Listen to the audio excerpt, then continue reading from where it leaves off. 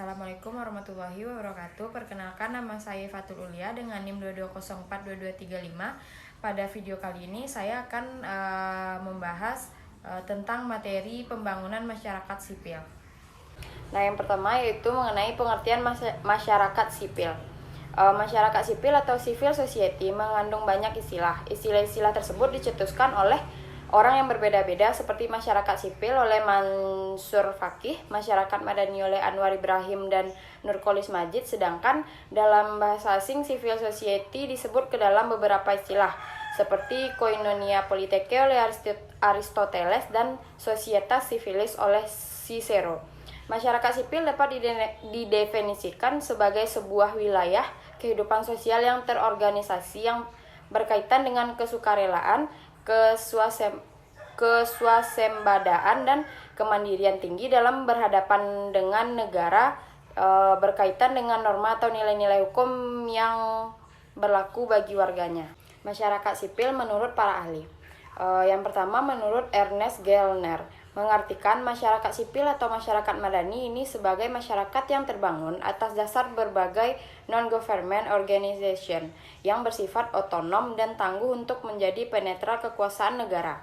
Mereka tidak tersentuh hierarki politik, ekonomi, ideologi yang tidak menoleransi adanya kompetisi, bervisi plural dalam memakai kebenaran dan menentukan parameter kebenaran secara bersama-sama. Yang kedua, menurut Gramsci.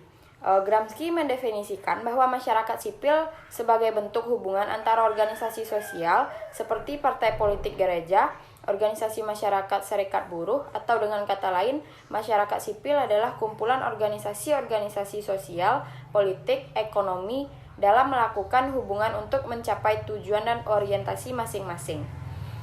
Dan menurut Afan Ghaffar, masyarakat sipil memiliki komponen tertentu sebagai syarat adanya civil society, yaitu yang pertama otonom, yang kedua akses masyarakat terhadap lembaga negara, yang ketiga ruang publik yang bersifat otonom, yang keempat ruang publik tersebut terbuka bagi semua lapisan masyarakat. Selanjutnya, civil society menurut Civicus. Civicus mendefinisikan masyarakat sipil sebagai sebuah arena di luar keluarga, negara, dan pasar, di mana orang-orang berkelompok untuk mendorong kepentingan bersama. Beberapa penjelasan mengenai masyarakat sipil menurut Civicus. Yang pertama, arena.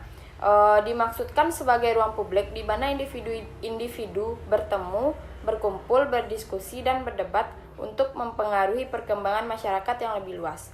Arena menekankan kepada pentingnya peran aktor-aktor masyarakat sipil dalam memperluas ruang publik yang berbagai kepentingan dan nilai-nilai masyarakat bertemu. Yang kedua, yaitu batasan yang samar. Artinya, dalam konsep masyarakat sipil memisahkan antara sektor masyarakat sipil, negara, pasar, dan keluarga, didasari di dalam prakteknya bahwa batasan antara keempat sektor arena tersebut memang samar atau tidak memiliki batasan yang jelas. Yang ketiga yaitu keluarga. Keluarga adalah ranah domestik dari kehidupan rumah tangga yang bersifat privat. Apabila keluarga membentuk asosiasi beraktivitas di ruang publik seperti berbagai paguyuban keluarga, maka dapat dikategorikan sebagai bagian dari masyarakat sipil tersebut. Yang keempat, berkelompok. Berkelompok adalah kekuatan utama dari masyarakat sipil yang terletak pada kemampuannya untuk membangun interaksi dan interrelasi antara satu dengan yang lain maupun dengan pihak lainnya. Yang kelima yaitu pasar atau sektor swasta.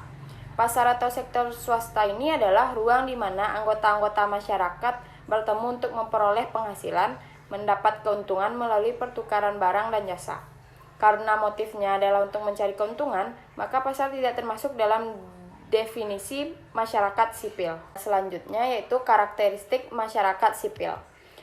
Civil society merupakan suatu bentuk kehidupan masyarakat yang memiliki dan mendukung karakteristik atau ciri tertentu yang membedakan dengan ciri masyarakat lain. Karenanya, civil society pun memiliki persyaratan yang menjadi karakteristik, yaitu yang pertama, adanya ruang publik yang bebas atau free public share, artinya tersedianya ruang publik yang bebas sebagai wahana dalam mengemukakan pendapat, di mana warga negara berhak melakukan berbagai kegiatan secara bebas dan merdeka. Yang kedua, adanya pilar penegak artinya ada institusi yang menjadi bagian dari kontrol sosial yang berfungsi untuk mengkritisi kebijakan yang bersifat diskriminatif yang dikeluarkan pihak penguasa dan mampu memperjuangkan berbagai inspirasi dari masyarakat yang tertindas. Contohnya LSM dan perguruan tinggi. Elemen-elemen dari masyarakat sipil. Yang pertama itu lembaga swadaya masyarakat. Lembaga swadaya masyarakat adalah salah satu elemen dari masyarakat sipil yang termasuk ke dalam kategori non-government organization, yaitu sebuah organisasi yang tidak mencari keuntungan materi. LSM berperan dalam memonitor atau mengawasi implementasi kebijakan dan program pemerintah, serta meningkatkan partisipasi masyarakat dalam pengambilan kebijakan negara. Yang kedua yaitu pers dan media massa. Merupakan salah satu institusi yang menjadi bagian dari sosial kontrol pers dan media massa. Pers dan media massa mampu menyediakan informasi kepada masyarakat secara cepat, khususnya terkait dengan informasi kebijakan pemerintah. Pers juga menjadi salah satu sarana komunikasi antara pemerintah dengan masyarakat. Yang ketiga, supremasi hukum.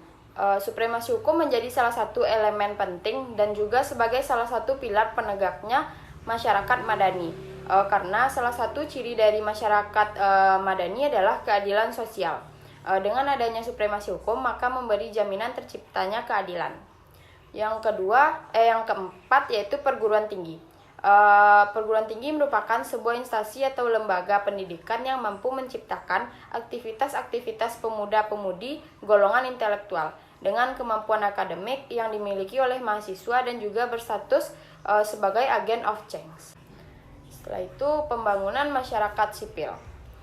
Seperti yang kita ketahui, masyarakat sipil mempunyai banyak peranan baik itu di dalam pembangunan hingga demokrasi. Dengan banyaknya partisipasi masyarakat sipil dalam berbagai elemen, maka diperlukan peningkatan dan pembangunan terhadap masyarakat sipil. Pembangunan masyarakat sipil artinya melakukan pengembangan masyarakat sipil agar dapat berpartisipasi dalam kegiatan pemerintahan. Hal ini dapat dilakukan dengan cara menumbuhkan kesadaran betapa pentingnya keberadaan masyarakat sipil itu sendiri, dan juga meningkatkan dan memperbaiki elemen atau organisasi masyarakat sipil seperti LSM, pers, dan media massa. Supremasi hukum dan perguruan tinggi, baik itu struktur kelembagaan maupun sumber dayanya. Sekian dari materi yang saya sampaikan mengenai pembangunan masyarakat sipil. Kalau ada salah kata, mohon dimaafkan. Assalamualaikum warahmatullahi wabarakatuh.